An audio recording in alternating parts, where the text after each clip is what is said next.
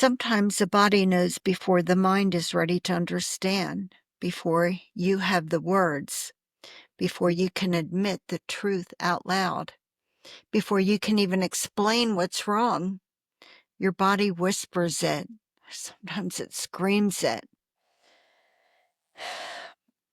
For survivors of narcissistic abuse, it's not always bruises or broken bones. Often it's migraines, being nauseous, tightness in the chest, sleepless nights, sudden tears, a heart that races at the sound of footsteps that aren't even familiar.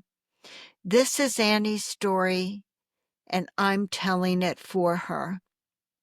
It's about the moment her body spoke before she could. It was weeks, maybe even more, after she physically left Santino. Annie had been doing better.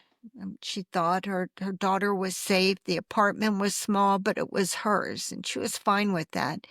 She started sleeping through the night finally, at least sometimes.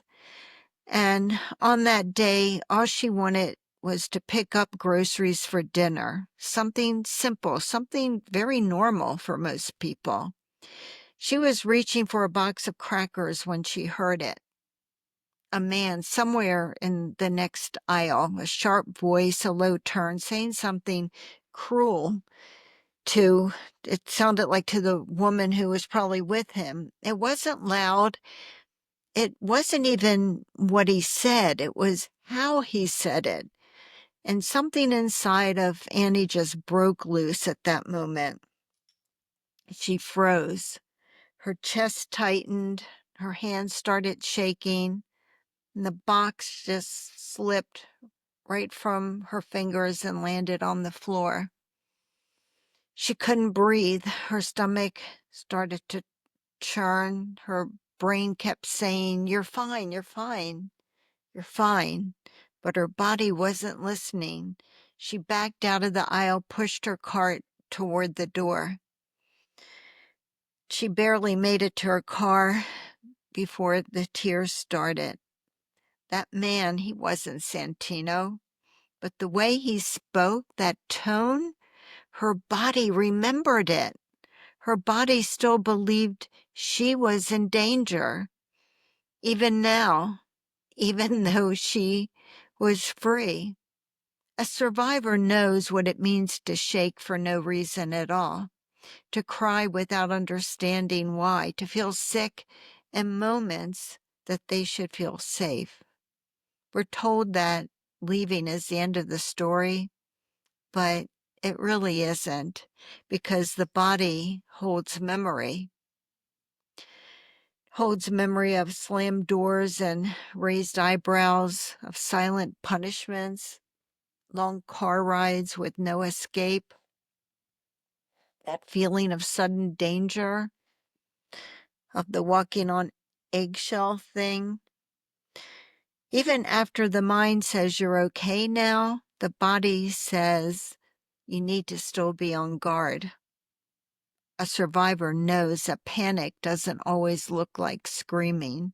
Sometimes it's zoning out. Sometimes it's your voice getting smaller without you even noticing.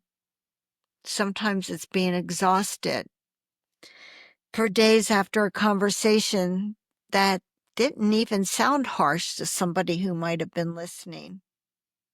That's what trauma does.